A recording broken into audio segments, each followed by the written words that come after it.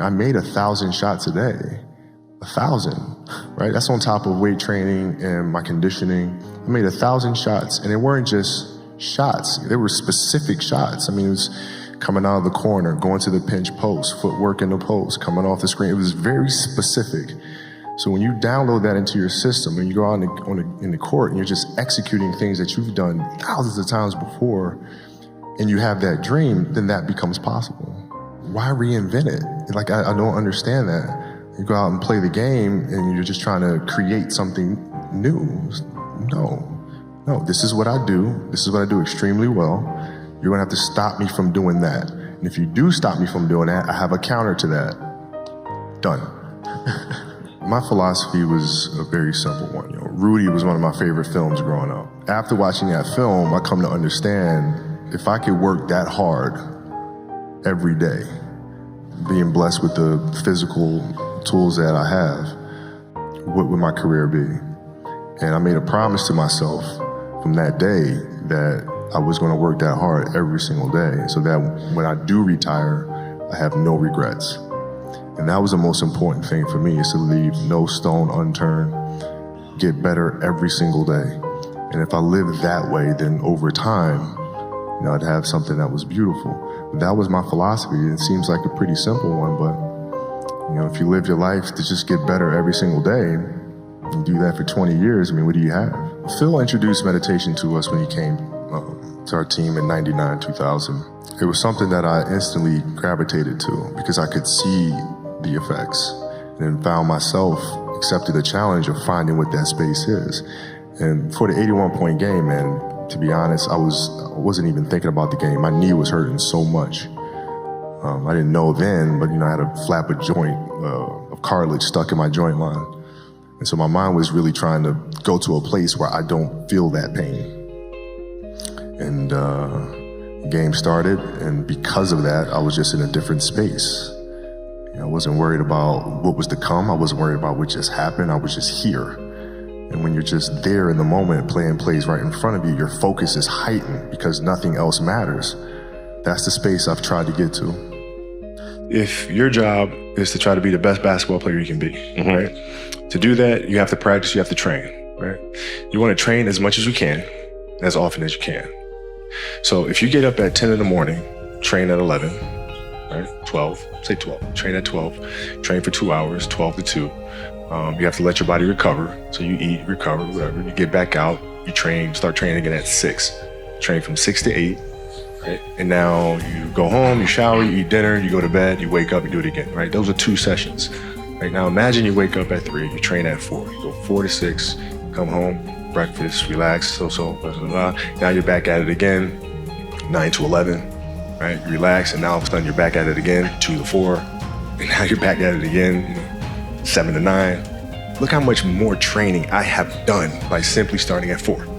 I always think that there's 2 types of players who love to win and players who hate to lose. Which one are you? I'm neither. Meaning? Meaning that, I play to figure things out. I play to learn something, right? Because I think if you play with a fear of failure, or you play with the will to win, or that supersedes the fear of failure, I think it's a weakness either way, right? Because if you play with the fear of failing, you'll have the pressure on yourself to play, to capitulate to that fear. If you play with the sense of I want to win, then you have the fear of what happens if you don't. But if you find common ground in the middle, in the center, then it doesn't matter. You're unfazed by either, right? And that enables you to really just stay in the moment, stay connected to it, and not feel anything other than what's in front of you. So I try to just be dead center. Seriously, what does failure mean? It doesn't exist. It's a figment of your imagination. Everybody talks about, everybody wants a happy ending, right? Now let's go to the reality of it, right? Let's look at a fairy tale story. Let's look at Snow White. Mm-hmm. She gets a happy ending. She finds Prince, whatever, she goes on. She lives happily ever after. Well, I call bullshit on that, because 2 months later, the fact is they had an argument and he's sleeping on the couch. Right? So the point is, the story continues. The story continues. So if you fail on Monday, the only way it's a failure on Monday is if you decide to not progress from that. right? So to me, that's why failure is not existent.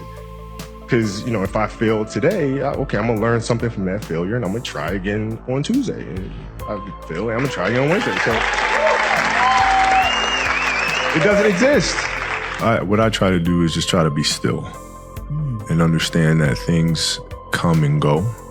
Emotions come and go. The important thing is to accept them all, to embrace them all, and then you can choose to do with them what you want versus being controlled by emotion. A lot of times I've seen players, even myself, when I was younger, being consumed by a particular fear, and to the point where you're saying, okay, it's not good to feel fear. I shouldn't be nervous in this situation, and it does nothing but grow.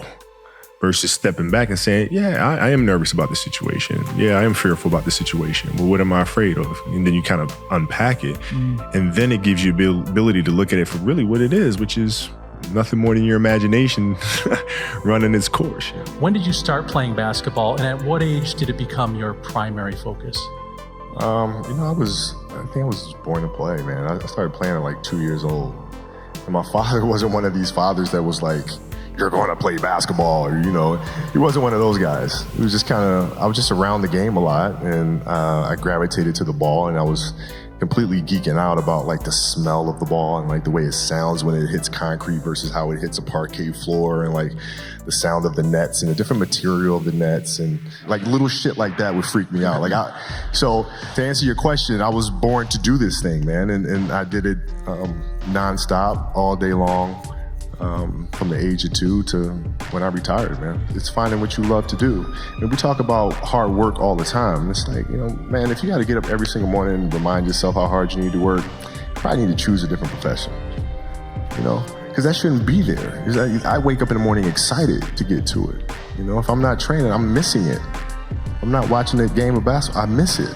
There's no place I'd rather be. And if you have that feeling, then you're truly doing what God has put you on this earth to do. I think the best way to prove your value is to work, is to learn, is to absorb, to be a sponge. Right? You always want to outwork your potential. As hard as you believe you can work harder than that. I always had that extra chip on my shoulder, so like every day in practice for me was really trying to annihilate everybody that I was playing against. Because I wanted to prove you don't need to babysit me. Like I'm fine, and so it's always that competitive nature, the work ethic, and curiosity. Because I asked a lot of questions. I just dream. Dreams they should be pure. I think a lot of times, when we're born into this world, we actually wind up going backwards. And it seems like the more we mature, the more responsible our dreams become. And the more governors we put on ourselves and our ability to dream and to reimagine. And it's always a fight for us parents and for you guys to make sure that your dreams always stay pure. And so it's not a matter of pushing beyond the limitations or expectations. It's really a matter of protecting your dreams, protecting your imagination. That's really the key. And when you do that, then the world just seems limitless.